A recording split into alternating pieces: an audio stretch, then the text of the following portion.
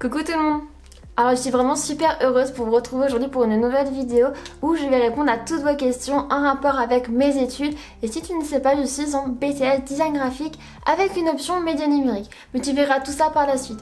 Donc vous êtes vraiment super nombreux à me poser des questions sur les réseaux sociaux. Vous êtes super nombreux à me contacter par message privé en rapport avec mes études. Qu'est-ce que je fais? Comment ça se passe? Qu'est-ce qu'il y a après?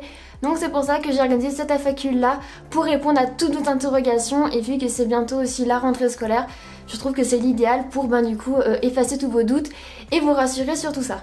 Et du coup, petite précision avant de commencer la vidéo, dans cette vidéo là je répondrai uniquement aux questions sur mon BTS, uniquement les questions qui sont en rapport avec mes études et du coup ma formation. Je ne répondrai pas aux questions personnelles parce que j'ai des questions qui sont plus sur moi-même. Je ferai une autre FAQ pour ça, une FAQ pour répondre toutes vos questions personnelles sur moi, sur ma passion, sur le dessin ou même sur moi-même. J'en organiserai une autre sans doute durant l'été, mais dans celle-ci, je sélectionne uniquement les questions en lien avec mon BTS. Et bien sûr aussi, je ne répondrai pas à toutes vos questions parce qu'il y en a beaucoup qui se ressemblent. Donc j'en ai sélectionné, j'en ai rassemblé plusieurs et vous allez voir ça dans la suite de la vidéo. Bon, du coup, on va tout de suite commencer pour pas perdre trop de temps parce qu'il y a pas mal de questions et c'est assez long à vous répondre. Parce que j'aime bien faire des réponses plutôt construites, mais c'est super long, je pourrais faire une vidéo par question. Mais du coup, c'est pour ça qu'on va tout de suite attaquer parce que j'ai pas envie que la vidéo dure trop longtemps, sinon vous ne la regarderez peut-être pas. Et j'ai vraiment envie de faire ça pour vous aider. Donc la première question, tu me dis: coucou, je vais en DG en septembre à Roubaix et je me demandais si en BTS DG, donc design graphique, il y a beaucoup de travail à faire chez soi. Alors pour te répondre très simplement, oui, il y a du travail à fournir, vraiment beaucoup de travail. Après, à faire chez soi, il y en a bien sûr, mais le conseil que je te donnerais, c'est d'essayer d'être très productif durant tes heures à l'école. Parce que nous, on a des journées plutôt chargées. Et du coup, c'est pour ça. Quand tu as 8 heures de cours, essaye d'être super productif durant ces 8 heures. Moi, au début de l'année, même pendant quasiment toute l'année, j'étais pas très productive, je l'avoue. J'étais là plutôt à hésiter, j'étais pas productive quoi, je pensais, je disais mais qu'est-ce que je pourrais faire, je suis bloquée, j'ai pas trop d'idées, je ferais ça chez moi le week-end, mais non, faut surtout pas repousser, il faut être super productif durant tes heures en cours, parce que sinon tu vas te retrouver chez toi le week-end, les soirs, avec plein de projets à rattraper. Et les profs ne t'attendent pas, en fait t'attends le temps pour faire ton projet, après t'as une date pour le rendre. Si tu n'es pas dans les clous, tu n'es pas dans les clous quoi. Ils te donneront un autre projet, donc quand tu es en retard sur un projet, tu seras en retard sur le second, sur le troisième, et après tu ne t'en sors plus du tout, tu es en retard tout au long de l'année. Je dis pas ça pour te faire peur, mais il faut vraiment que tu t'organises bien, que tu sois productif, que tu sois efficace. Donc oui, il y a quand même de la charge de travail à faire chez soi. Mon conseil, c'est de bien travailler voilà, durant ta journée. Et bien sûr aussi le soir, du coup, tu pourras finir ce que tu as commencé dans la journée. Parce que aussi, je t'ai pas dit, les profs, dans cette section-là, ils aiment bien qu'on avance d'une séance sur l'autre, pardon. Imaginons le lundi, j'ai un cours avec une prof. Le lundi après-midi et le jeudi je l'ai également. Il faut que entre ma séance du lundi et du jeudi, il y ait un avancement. En fait, il faut que j'ai fait une planche en plus par exemple, ou il faut que mon raisonnement est mûri, il faut que je vienne avec de nouvelles recherches, de nouvelles idées. Il faut penser, il faut toujours faire évoluer du coup son projet d'une séance sur l'autre, donc ça fait un petit peu de travail. C'est pour ça que je te conseille d'être le plus productif en classe. Et aussi tu as tant de temps pour faire un projet. Imaginons tu as un projet, il te donne 2 semaines où tu peux le travailler en cours, mais après tu devras le finir pour telle date, donc tu as une date limite, où là tu n'as plus de temps en cours pour l'avancer, c'est durant ton temps personnel que tu devras le terminer. Souvent ça se passe comme ça, souvent nous devons terminer des projets chez nous durant les vacances ou quoi. Donc si tu es grave à la bourre et que tu n'as pas beaucoup avancé, tu es vraiment dans le caca comme on dirait, parce que tu auras plein de choses à faire. Mais du coup, il y a pas mal de boulot, mais ne t'inquiète pas, si tu es super organisé, si tu bosses bien entre les séances, bien durant les cours, tu ne seras pas débordé, mais ne t'en fais pas. Et donc tu m'as posé une autre question où tu me dis: ah oui, et aussi, je ne sais pas si ça va m'arriver, mais je ne sais pas si c'était déjà arrivé. Quand tu n'es pas inspiré par le sujet du projet, est-ce que tu as une solution à ça? Alors oui, ça m'est déjà arrivé et je pense que ça t'arrivera, ça arrive vraiment à tout le monde. Après, moi, je trouve que c'est impossible de ne pas avoir d'idée. Tu as toujours forcément une idée. Ce n'est pas possible. Enfin, quand on te dit quelque chose, un sujet ou une demande, tu as forcément une idée sur ce qui n'est pas pertinente ou tu as peut-être honte. Donc comment je fais pour trouver une idée? Alors déjà, le conseil numéro 1 que je pourrais te donner, quand tu as une idée en tête, même si pour toi elle est très mauvaise ou elle est ridicule ou tu as honte, tu trouves ça pas pertinent, écris-la sur un bout de papier, écris-la sur une feuille, pose-la quelque part et vide-la de ta tête. Parce que si tu gardes une idée négative en tête, tu ne pourras pas penser à d'autres idées. Quand tu écris une idée, tu pourras te libérer l'esprit pour penser à autre chose. Donc ça c'est un petit conseil que je te donne d'entrée. Franchement, n'hésite pas à poser donc ton idée, même si elle est complètement ridicule. Après sinon, pour trouver de l'inspiration, Je vais te donner 3 conseils, mais je compte faire une vidéo sur ça, justement une vidéo comment trouver l'inspiration quand on a un projet à l'école ou comment trouver l'inspiration pour dessiner. Ces 2 domaines différents, ces 2 méthodes différentes aussi. Donc là on va rester dans le domaine des études. Du coup, imaginons que tu as un projet, parce que souvent tu auras des projets avec des demandes bien précises. Pour trouver l'inspiration, déjà je te conseille de bien comprendre ton sujet. Donc imaginons, on va prendre un sujet que j'ai eu à faire durant l'année. Je vais prendre par exemple, je devais faire une affiche animée pour le rendez-vous international des cerfs-volants de Berck-sur-Mer. Donc Berck-sur-Mer, c'est une ville dans le nord de la France. Voilà le sujet. Donc déjà, je vais commencer par bien comprendre le sujet. Qu'est-ce qu'un rendez-vous? Qu'est-ce qu'un rendez-vous international? Qu'est-ce que sont les cerfs-volants? Donc je vais définir les mots, leur définition, et également chercher leur étymologie. Ça peut ouvrir de nouvelles portes. Quand tu n'as pas d'idée, essaye d'ouvrir au maximum plein de portes que ton sujet peut t'offrir. Une fois que tu as cherché donc les significations des mots qui peuvent t'ouvrir plein de portes, va chercher des banques d'images. Moi je m'inspire beaucoup visuellement de motifs, de textures, de compositions, de photos. Par exemple le mot cerf-volant, je tape cerf-volant sur Google Images ou sur Pinterest ou n'importe où. Et il y a plein d'images, plein de trucs qui vont me venir à l'idée et ça pourra m'inspirer. Et la troisième méthode que je peux te conseiller, c'est le brainstorming. Donc peut-être que tu connais, peut-être que tu ne connais pas. Je vais te l'évoquer très simplement dans cette vidéo parce que ce n'est pas le but et ça va durer beaucoup trop longtemps. Mais ça se fait à plusieurs généralement, mais moi je le pratique toute seule, tu peux le faire très bien tout seul. Donc tu as ce sujet là, donc tu as le rendez-vous international des cerfs-volants de Berck-sur-Mer. Donc voilà, c'est un événement et tu dois faire une affiche animée sur ça. Donc qu'est-ce que tu fais? Un brainstorming, ça veut dire que tu vas écrire sur une feuille tous les mots qui te viennent à l'esprit sur ce thème. Donc moi quand je pense à cerf-volant par exemple, ça me vient à l'esprit coloré, enfant, passion, le vent, n'importe quoi. Enfin voilà, il faut que tu mettes plein de mots qui te viennent à l'esprit quand tu dis cerf-volant. Quand tu dis rendez-vous international, ça t'évoque quoi? Tu marques plein de mots et après tous ces mots là tu peux également donc les définir comme je t'ai dit tout à l'heure, chercher l'étymologie ou chercher plutôt des banques d'images et du coup tout ça va t'inspirer, va t'ouvrir plein de portes et du coup tu auras plein d'hypothèses en tête et plein d'idées. Voilà un petit peu comment je procède, j'espère que ça pourra t'aider. Je pense que ça t'arrivera, il y en a toujours des projets qui nous inspirent un petit peu moins. Ce n'est pas possible de ne pas avoir d'idées selon moi, mais voilà, si tu as des problèmes, n'hésite pas à bien définir tes mots, même si c'est le mot rendez-vous, c'est tout ce que ça veut dire un rendez-vous, mais cherche bien l'étymologie, cherche ce que le rendez-vous peut évoquer. Ça peut te trouver des pistes, tu vois, comme pour le cerf-volant, je t'ai dit par exemple, moi le cerf-volant ça m'évoque le vent, donc pourquoi pas faire une affiche animée avec des éléments qui bougent avec le vent, voilà, ça donne une idée. Donc n'hésite pas à bien définir, et moi Pinterest c'est une réelle source d'inspiration, du coup, de banque d'images. Je te conseille aussi... d'avoir une banque d'images avec plein de textures, de logos, plein de choses comme ça, d'affiches qui te plaît. Quand j'ai des logos à produire, je vais voir souvent sur Pinterest où j'ai des tableaux privés avec plein de logos, plein de choses et ça m'inspire énormément avec les compositions. Enfin dès que je vois des logos tic, ça me fait quelque chose dans la tête, ça m'inspire. Voilà, il faut que tu aies vraiment plein de banques d'images et plus tu auras emmagasiné d'images, de choses que tu auras vues, de références d'artistes, tout ça, tu auras de plus en plus d'idées parce que tu auras déjà les images ancrées dans ta tête, tu n'auras pas besoin d'aller sur l'ordinateur, sur Pinterest, sur le dictionnaire, tout ça. Voilà, donc c'est pour ça qu'il faut être super curieux dans cette formation, faut vraiment vouloir, faut s'intéresser à tout. Dès qu'on voit une texture qui nous plaît, on la prend en photo, on l'enregistre, je ne sais pas, voilà, faut découvrir, faut regarder les compositions, les couleurs, faut être super curieux. Mais voilà du coup les petits conseils que je peux te donner si tu n'as pas d'inspiration. Salut, comment sont notés tes travaux? Combien de temps passes-tu en moyenne? Est-ce que ça t'arrive de ne pas avoir d'idée? Donc ça je viens d'y répondre. Et quels sont les débouchés en termes de métier? Alors tout d'abord, tu me demandes comment sont notés mes travaux. Donc j'ai pris avec moi une petite feuille de notes. Parce qu'ils sont généralement à peu près tous pareils, enfin on trouve à peu près les mêmes critères. Du coup je me suis dit prendre un exemple, ça serait l'idéal. Donc pour vous donner le contexte, c'était un projet de groupe et on devait faire un coffret collector. Un coffret d'édition limitée, un petit peu de luxe, quelque chose de prestigieux, pour une symphonie. Donc une symphonie, c'était la symphonie fantastique de Berlioz. Et donc on devait designer le packaging du coffret. Et à l'intérieur, il y avait 3 éléments. Il y avait donc un CD avec la musique, un DVD où on voit l'orchestre et un livret où il y a les explications de toutes les parties de cette symphonie-là. Là, on peut voir que la notation se découpe en 4 parties. Donc la première partie est sur 6 points, donc c'est une notation sur 20, voilà. La première partie est sur 6 points et c'est la cohérence des recherches avec le bref. Donc là, ça veut dire, c'est un peu notre capacité à comprendre le sujet, à bien l'analyser, à faire les bonnes recherches de départ qui sont bien appropriées. C'est également bien questionner la demande et voilà, bien comprendre du coup l'enjeu du projet, la cible, tout ça. Voilà, c'est vraiment tout ce qui est bien comprendre le début du projet, donc c'est sur 6 points. Après, on a sur 3 et 2... Sur 7 points, on a après sur 7 points la diversité et la richesse des propositions. Donc une fois qu'on a bien analysé notre sujet, on doit produire des propositions.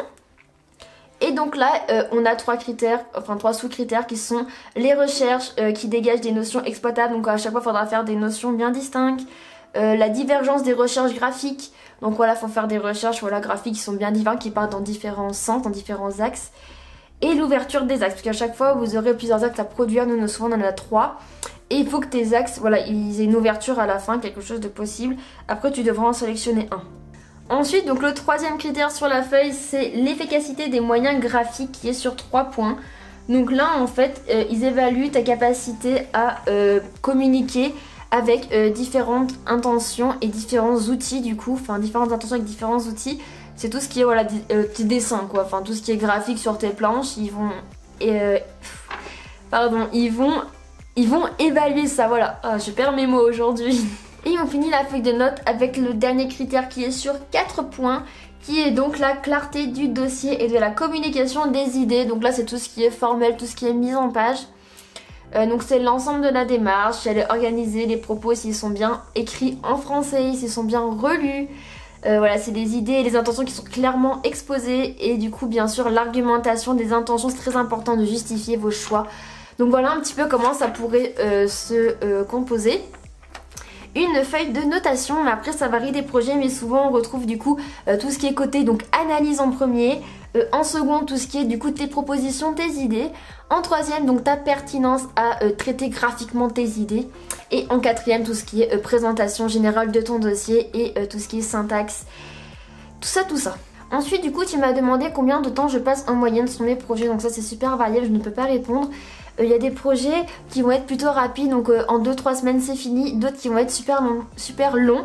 Par exemple ce projet là où je vous parle donc de la symphonie, où je vais faire un coffret, on l'a commencé l'année dernière, on va peut-être le continuer l'année prochaine pour vous vous rendre compte de l'ampleur du projet. Il y a avec une prof où j'ai fait que 2 projets au cours de l'année, donc c'est vraiment des projets super longs. Mais après voilà, c'est super variable, il y a des projets plus ou moins courts. Enfin voilà, et je pense aussi que ça dépend des établissements. Moi dans mon établissement cette année on a fait beaucoup de projets plutôt longs et très ambitieux. L'année prochaine les profs vont tester une autre méthode, du coup ils vont nous faire des projets plus courts et du coup moins ambitieux. Donc on aura moins de temps mais on aura moins de choses à fournir à la fin. Donc là on a vraiment des gros trucs très complets, on doit tout concevoir de A à Z. L'année prochaine sera différent, donc franchement ça dépend. Et tu as terminé par me demander quels sont les débouchés en termes de métier. Donc là pareil c'est super vaste. Je vous mettrai dans la description bien sûr de toute façon le site de l'étudiant et de l'ONICEP. Parce que je sais qu'ils sont vraiment super, ils disent les métiers, je crois qu'ils disent même les débouchés, les poursuites d'études. Donc vous pourrez aller voir, mais c'est super vaste vu que je suis en design graphique. Donc c'est tout ce qui est communication visuelle. Tu peux te diriger vers l'illustration pour des livres ou même vers de l'illustration animée, donc du dessin d'animation en 2D ou en 3D, parce qu'on fait un peu de 3D. Tu peux aussi faire tout ce qui est graphiste, infographiste, donc concevoir des affiches, des logos, tout ça. Tu peux aussi donc faire du motion design, donc des logos animés, des choses animées pour la télévision ou enfin, je sais pas, c'est super vaste pour plein de choses, pour le cinéma. Tu peux faire des bandes annonces, tu peux faire vraiment plein de choses en fait. En fait c'est super large. Nous on peut même faire du mapping, c'est de la projection donc sur, tu sais, sur des bâtiments. Par exemple pour la fête des Lumières à Lyon, c'est du mapping. On peut faire vraiment plein de choses, j'ai pas toutes les idées en tête, donc de l'animation je l'ai dit. Oui, on peut faire vraiment beaucoup de choses, enfin c'est très vaste, tout ce qui est dans le domaine de la communication visuelle, de la publicité, communiquer, un événement, un dessin animé, enfin voilà, il y a plein de portes qui t'ouvrent à toi. Tout dépend des études que tu veux faire après, mais c'est très vaste. Alors coucou, je pars en BTS DG l'apnée pro et je voulais te demander pour stage, tu fais comment pour le trouver? Alors ça c'est une bonne question parce qu'il y a un stage, enfin il y a même 2 stages à faire en première année. Il y en a un d'une semaine que nous on fait régulièrement durant le mois d'octobre, durant les vacances de Toussaint. Et on a un gros stage en fin de première année qui dure 4 à 6 semaines, qui sont bien sûr obligatoires. Si tu ne fais pas ces 2 stages là, tu ne pourras pas avoir ton BTS à la fin de la 2e année. Donc c'est vraiment super important. Et c'est pas évident d'en trouver parce que dans les domaines où nous sommes, il y a beaucoup de boîtes de com, tout ça. Mais c'est vraiment pas facile de trouver un stage. Alors comment je fais pour en trouver? Moi je te conseille déjà de t'y prendre tôt, vraiment super tôt, hein. N'hésite pas à te prendre par exemple au mois de décembre ou janvier pour trouver ton stage de fin d'année, hein. Franchement n'hésite pas, moi je l'ai trouvé en décembre tu vois, mais dans ma classe on a plein qui étaient super à la bourre, qui l'ont trouvé mais que quelques semaines avant, et c'est vraiment un gros stress pour eux parce que s'ils n'ont pas de stage ils n'ont pas leur BTS. Donc prends-toi tôt. Et après, comment trouver? Donc tu peux chercher dans ton entourage, dans ta famille, dans tes proches, s'ils n'ont pas une agence de com, un studio d'animation, je sais pas, quelque chose qui pourrait faire ton stage, même une chaîne de télé locale, tu peux faire l'habillage télévision, une agence de web, tu peux faire un peu du web design. Moi, dans ton entourage, si tu n'es comme moi, que tu n'as presque personne dans ton entourage qui vit dans ce domaine-là, vois dans ta ville. Donc moi, je voulais aller dans ma ville natale ou rester sur Angoulême. Donc je cherchais autour de chez moi, qu'est-ce qu'il y avait. Tu cherches donc dans l'annuaire, sur internet. Et sinon, bah voilà, du coup, internet, tu essayes de chercher des choses. Mais franchement, ouais, c'est pas évident, j'ai pas vraiment de conseils. Enfin, à part t'y prendre tôt, comme ça t'as plus de temps pour chercher et plus de temps pour faire des démarches. Mais internet, même dans la rue, des fois je me promenais en Angoulême, je voyais une agence, je fais oh tiens, elle a l'air sympa, pourquoi je demanderais pas? Donc j'ai été voir sur leur site, j'ai demandé, enfin voilà. J'ai pas vraiment d'astuces. De toute façon, sans doute que tes profs t'aideront aussi à en trouver un si tu n'en as pas. À chaque fois en début d'année, nous les professeurs nous avaient donné une feuille où il y avait tous les lieux de stage où les de deuxième année ont été, donc les ex-premières années. Donc tu as tous les lieux où ils ont été, tous les lieux où ils prennent des stagiaires. Donc je pense que tes professeurs pourront t'aider, ils te donneront aussi les lieux où les autres se sont allés, ou sinon tu demanderas aux deuxième année où est-ce qu'elles sont allées, ça pourrait t'aider. Coucou, si tu devais avoir un pourcentage de temps entre tes études et le temps que tu prends pour une vidéo, ça serait combien? Alors là c'est compliqué cette question, je sais pas comment répondre. Sur une échelle par exemple de 100%, si je faisais que YouTube et que mes devoirs, bah quand même, enfin mes études me prennent plus de temps parce que déjà toute la journée je suis à l'école. Mais si on compte que durant mon temps libre, donc les soirs et les week-ends, en enlevant tout ce qui est se nourrir, sortir, faire dodo, tout ça, en gardant juste YouTube et les études quand même me prennent plus de temps, même si j'adore faire YouTube, mais il faut que mes études restent en premier. YouTube me prend beaucoup de temps, après ça dépend des moments, ça dépend si j'ai plus ou moins de devoirs, si j'ai plus ou moins en avance dans mes devoirs ou dans mes vidéos. Je suis rarement en avance dans mes vidéos, mais du coup je dirais 60% études, ouais peut-être même 60-70% études, et du coup 40-30% mes études. Je suis nulle en pourcentage. Alors je disais 60% mes études, 40% YouTube, voilà, ou 70% études, 30% YouTube, voilà. Mais après c'est vraiment une fourchette parce que j'aime bien faire les deux des fois, à la récréation, même entre midi et deux j'ai des idées de vidéos, des choses. Mais voilà, bien sûr je fais plus mes études parce que ça demande énormément de temps et j'aime bien avoir des bons résultats scolaires, donc je travaille vraiment beaucoup. Mais ça me prend aussi beaucoup de temps YouTube, donc voilà. Mais c'est difficile à répondre à ta question. Et en deuxième, tu me demandes comment as-tu découvert ces études-là? On peut être passionné de dessin sans forcément faire les études qui vont avec.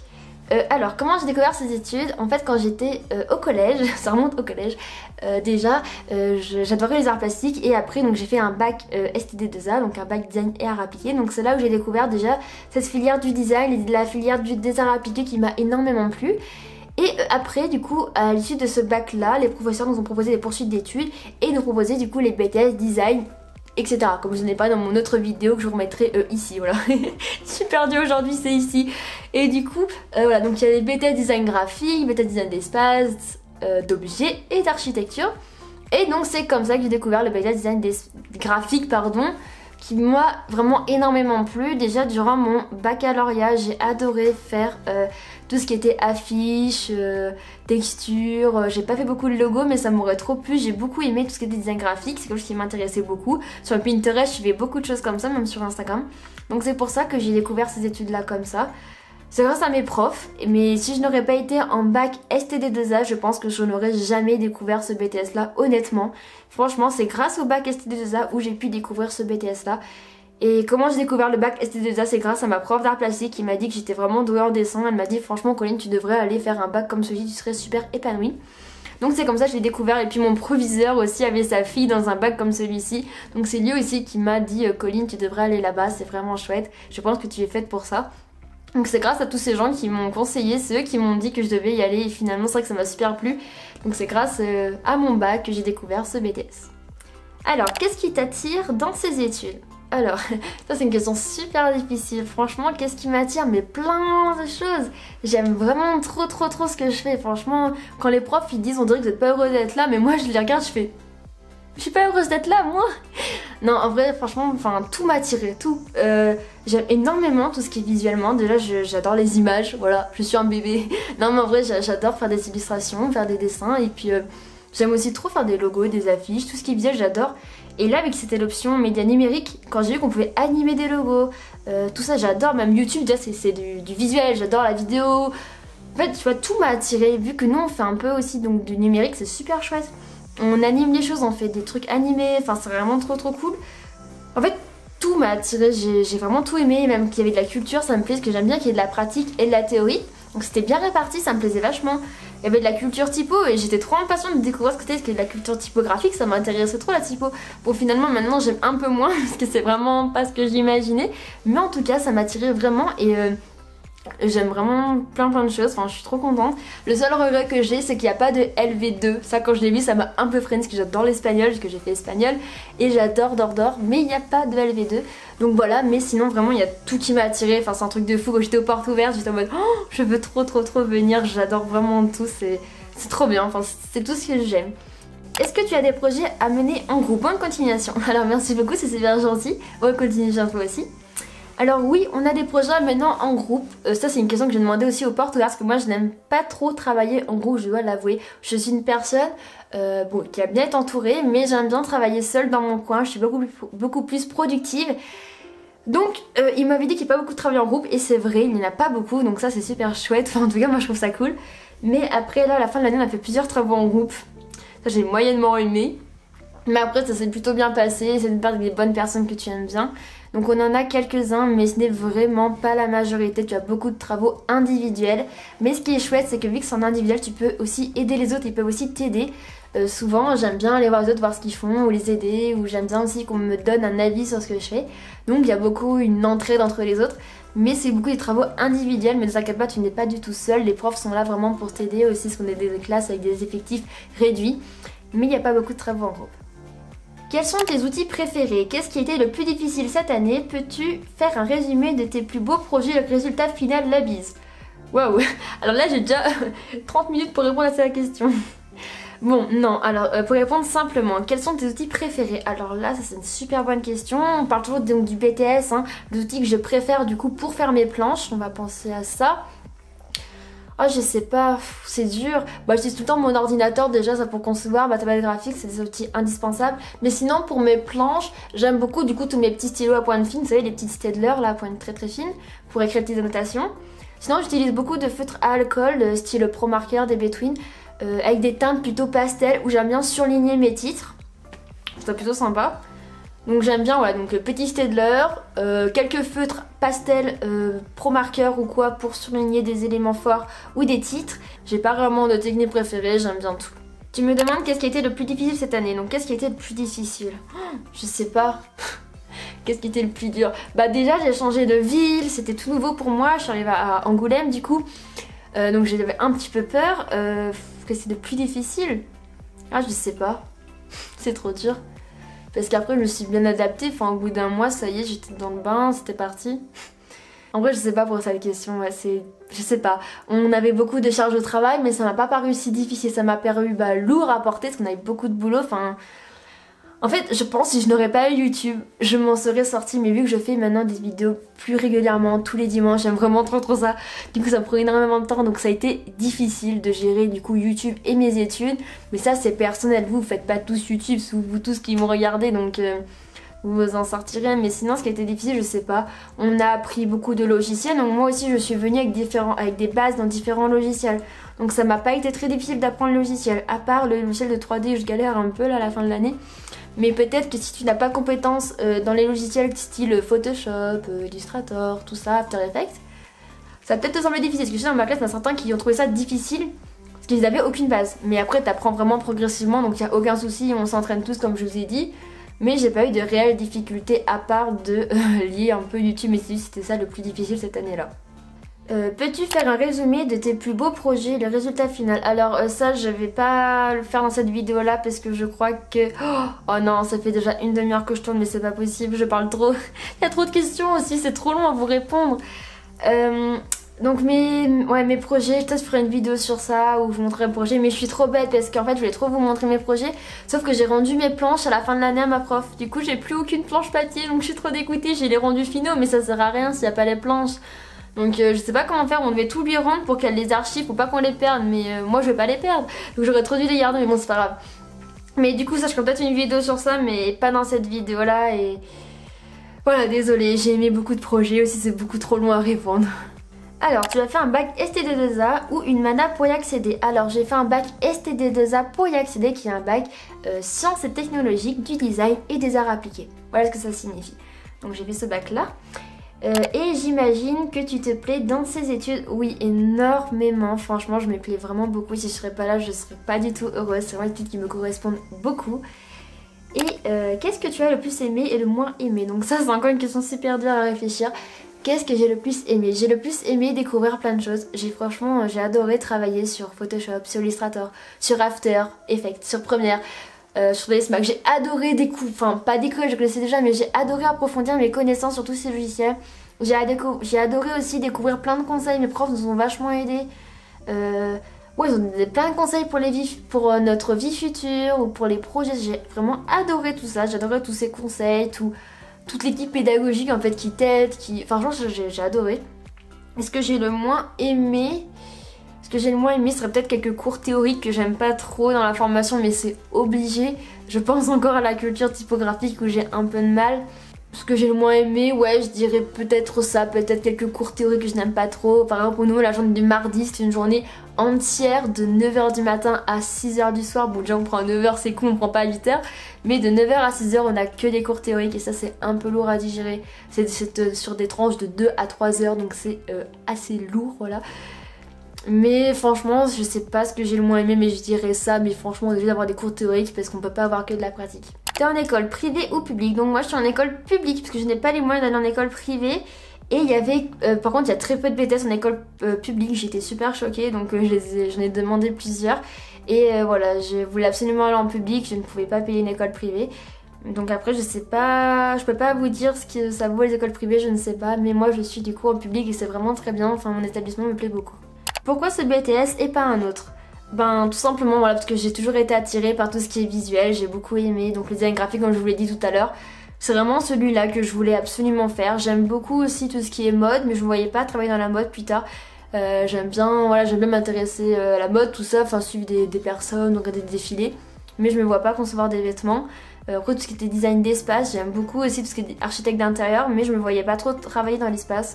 En fait, c'est des trucs que j'aime bien tous les domaines des arts appliqués, mais celui qui m'attire vraiment le plus, celui que j'aime le plus faire, c'est le design graphique, parce que l'autre c'est le design d'objets, et lui celui qui m'attire le moins, honnêtement. J'aime pas trop concevoir des objets. Voilà. Après, si j'aime bien le design packaging. Le packaging, c'est le lien entre le design d'objets et le design graphique, donc ça j'aime bien. Mais c'est vraiment celui-là qui m'attirait le plus et qui me plaisait le plus. Est-ce que c'est difficile et est-ce qu'il faut autant acheter de matériel et de feuilles qu'en bac STD2A ou en mana?